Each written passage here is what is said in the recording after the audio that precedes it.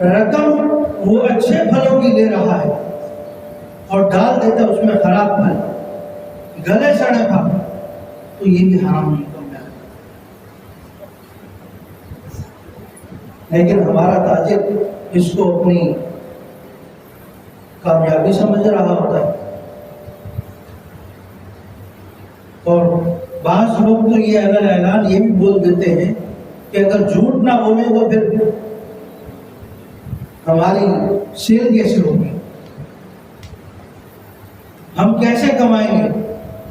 جھوٹ کے بغیر تو کام نہیں ہو سکتا۔ کس طرح کی باتیں کی جاتی ہیں، حالانکہ اللہ رب العزت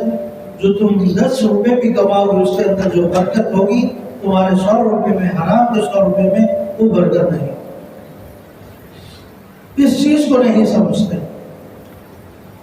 اور نقصان میں